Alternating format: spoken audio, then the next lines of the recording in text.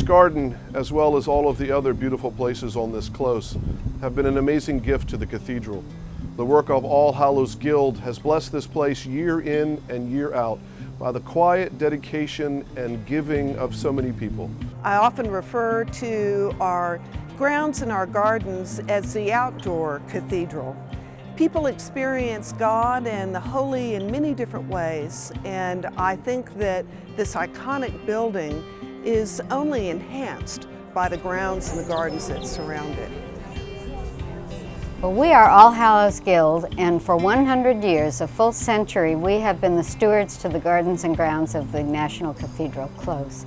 We are a volunteer organization. We raise funds for the gardens. We create garden designs. We serve as a resource to all the entities on the Close when they're having areas in their property that need refinement or fixing.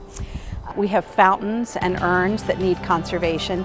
We have pathways, courtyards, and gardens that need to be refurbished and refreshed. These are public spaces that are used year-round. They're free of charge. They're our outdoor cathedral. I have both admiration and deep gratitude for All Hallows Guild, both its history, its tremendous legacy throughout the century of its life, and the resilience and commitment of the members of the All Hallows Guild now. If you look back to Mrs. Bratnell and her original vision or design for the cathedral grounds, what's so striking about her is that she saw the need not only for effort but for a plan and for the best of thinking and dreaming of what this garden could be and how the grounds could be beautified and tended to and created alongside the building of the cathedral. Florence Bratnall was the landscape architect for the cathedral between 1928 and 36. She designed the pilgrim steps, many of the walls. She also encouraged others to donate or to purchase and then donate medieval components, medieval sculptures that were brought to the garden, archways and crosses and fountains and things. She was just the most amazing woman. I've been in this garden now, as I say, for since 1987 as a volunteer, and I immediately got attracted to the garden. I've always been attracted to the garden and to the history of this place, and I mean the history of all 59 acres. Mrs. Bratnell wanted a medieval garden. She was a student of medieval days. She was extremely bright. She married the first dean of the cathedral, Mr. Bratnell, who had been working on the grounds and with St. Albans School. And he'd been working with the cathedral in some time, but then he was made the first dean of the cathedral. And one of the things when I'm sitting here or walking the entire cathedral close is the history and the important people that had to do with this place. And if anyone wants a history lesson, it's right here. It goes back to George Washington, not just in the stones from his quarry, the Quiet Creek Quarry, but from the idea that they wanted a national church. Through the years, they finally decided they would buy this property. As you can imagine, it's rather large, and it started out small, as they all do, but it threw off lots of dirt. Lots and lots of dirt on this south-facing area. And Bishop Satterley, who was an incredible bishop and a very good friend of hers, asked her if she would work with the landscape architect, Frederick Olmsted Jr., a very famous architect whose father had designed Central Park, and he was the architect at that point. And she knew nothing particularly about horticulture.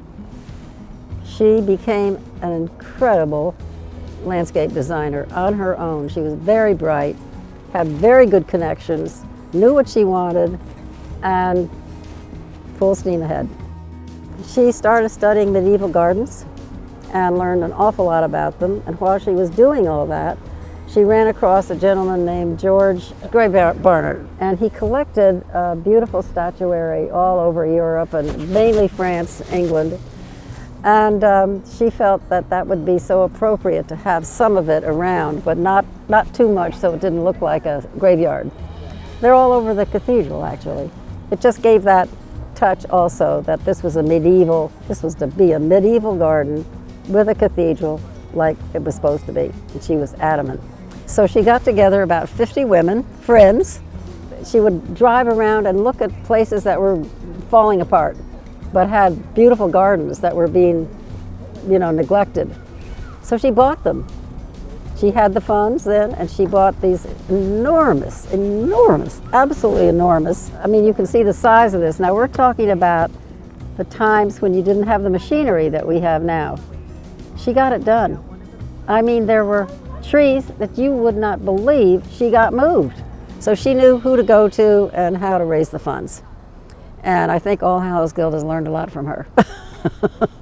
Florence Bratenall showed such energy and was a dynamic personality, and she gave her not only her personal fortune but all of her God-given talents towards creating these garden spaces, and we feel honor-bound to carry that forward to make it as dynamic a second 100 years as possible. This is a dwarf boxwood, and this was brought in from one of those estates, and it was brought in huge, whole, big, like 12-foot root ball of this and planted, and it has survived. So this is very, very old. I started as the bishop's gardener and working, taking care of the garden for my first year and a half here. And always at that time, the All Hallows Guild would, come through and they would talk to us and tell us how much they appreciated our work in taking care of the grounds.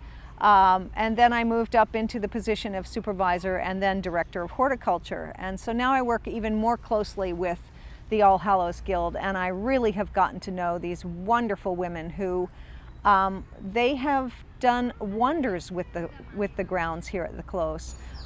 They have shepherded them, stewarded them, helped to revitalize them for 100 years now. And for a group to be that vitally involved in the protection and the thriving of a garden for that length of time is just amazing. Yes, we really couldn't do it without them. They provide the funds, they raise the funds, they do an amazing amount of volunteer work. And I think because they work so sort of quietly and behind the scenes, a lot of people don't even know that they are donating so much time and so much money to making sure that the grounds stay beautiful. When areas begin to decline, they redesign them, they renovate them. They have poured money into the grounds here for 100 years.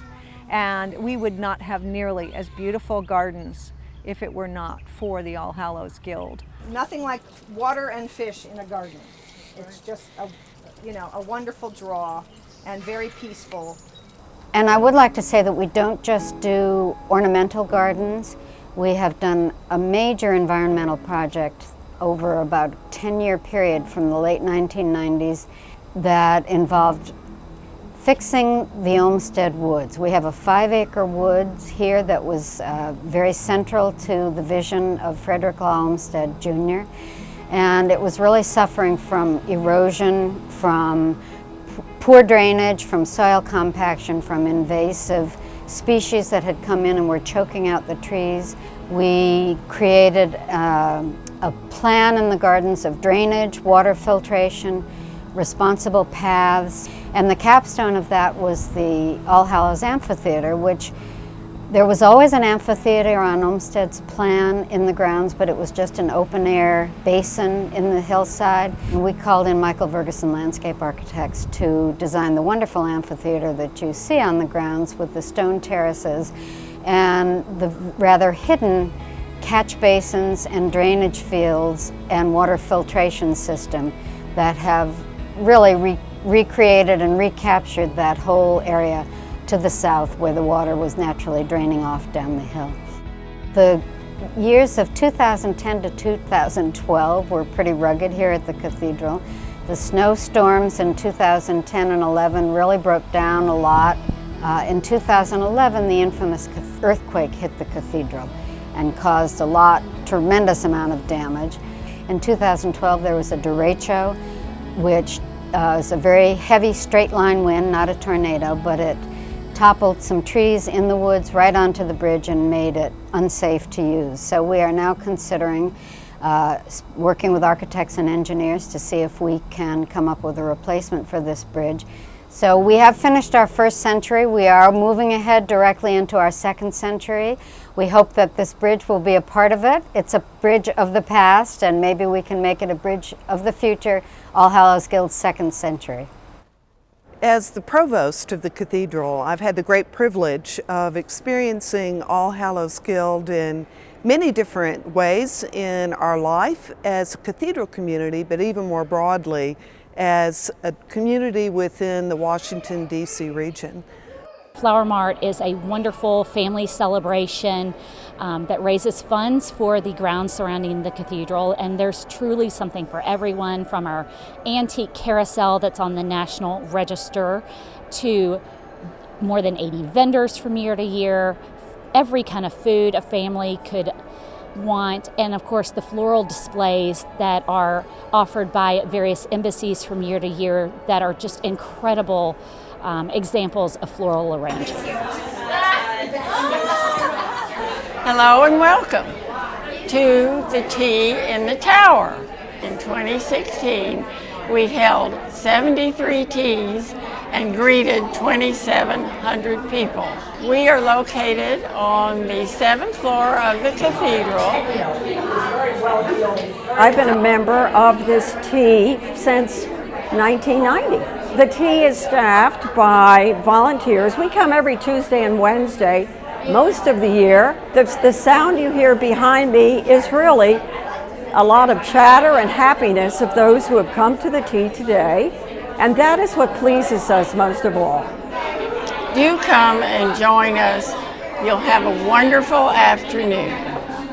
As we walk down South Road, you can't help but see the herb cottage, built in 1903, before the cathedral was built. In 1916, when Florence Bratinall was founding All Hallows Guild, she used the vacant baptistry as a place for seedlings and herbs. In the mid-1950s, it became All Hallows Guild's beloved gift shop. 2011, a crane fell the length of South Road, and it damaged the herb cottage and damaged the wall on the Bishop's Garden and many of the plantings. After 2011, the herb cottage became a cafe and is in full force now, and a lovely place to have some refreshment. So I think we're doing what she wanted us to do. I think all you have to do is look at it and how carefully the Guild takes care of it with our garden committee and our staff. So I love to come into this garden and spend some time, and time for quiet reflection. Sometimes I'll come and sit and eat my lunch here, or come and just watch all of the visitors who love to come and walk through this space and smell the flowers, to look at the beauty and the complexity of the space, and to feel God's presence. We are very blessed by not only this garden, but by the work of All Hallows Guild. It's no easier for us to imagine our legacy 100 years from now as it would have been for Mrs. Bratinall and her peers 100 years ago. But the truth is that we are only here for a short time, and that part of our work is to care for and prepare for those who come after, which requires both tending to what we've been giving and adapting and creating for the future. And I am so very grateful for the current leaders of the All Hallows Guild, who are so carefully and lovingly not only tending to what we have, but planning for the future. I'm happy to work alongside them.